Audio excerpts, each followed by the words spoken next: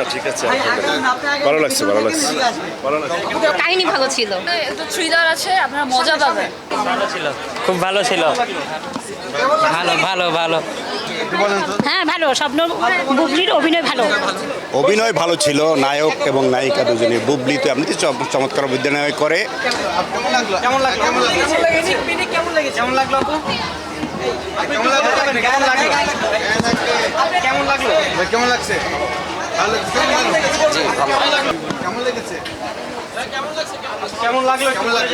না ঠিক আছে, ভালো লাগছে, ভালো লাগছে, ভালো লাগছে।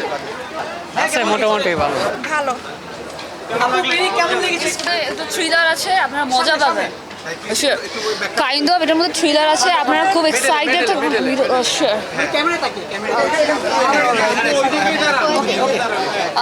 এটাতে মধ্যে কোয়াই থ্রিলার ছিল, আপনারা মানে মানে গেস করতে পারবেন ইজিলি স্লো মোতে আপনারা গেস করতে পারবেন, সাডেনলি ধরে এটা বুঝতে পারবেন না যেটা কীভাবে যাচ্ছে, মুভ করছে।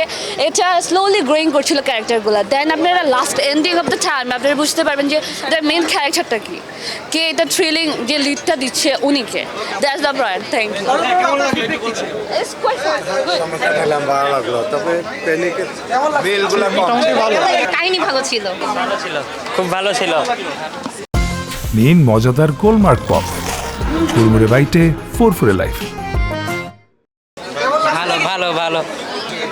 হ্যাঁ ভালো। স্বপ্ন বুবলির অভিনয় ভালো। অভিনয় ভালো ছিল, নায়ক এবং নায়িকা দুজনে। বুবলি তো এমনিতে চমৎকার অভিনয় করে। আজাদ আবুল কালাম আজাদও ভালো অভিনয় করেছে। ঈদ তো কিছু মানে গতকাল কি গেল, আজকে ঢাকায় ফিরতেছে লোকজন। আশা করতেছি দর্শক আসবে এবং সিনেমাটা উপভোগ করবে। এইটা আমি অনেকবার বলার চেষ্টা করছি, কারণ গল্পটাই একটা ঘোর। ওই ঘোরের জায়গাটাই যাতে করে যতক্ষণ লোকজন হলে থাকবে একটা পিনিকে থাকবে।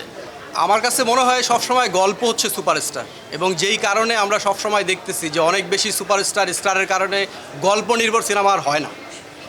তো গল্পের দিকে ফোকাস দিয়ে সিনেমা বানালে, গল্প যখন সুপারস্টার হয়ে যায় তখন আসলে সিনেমাটা চলে।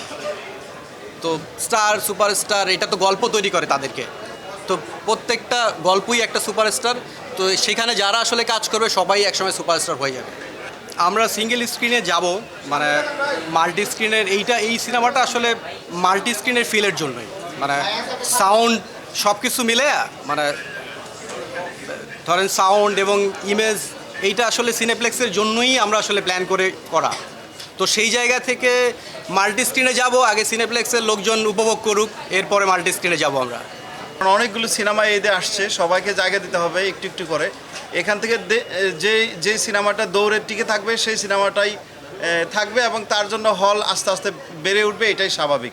এবং এইভাবে তাদের সিদ্ধান্ত তারা নিবে যে কোন সিনেমা, আমার সিনেমা যদি ভালো হয়, আমার ডিরেক্টরের সিনেমা যদি ভালো হয়, তখন তারা এটা আরও হল দিবে, এটাই আর কি আশা করতেছি।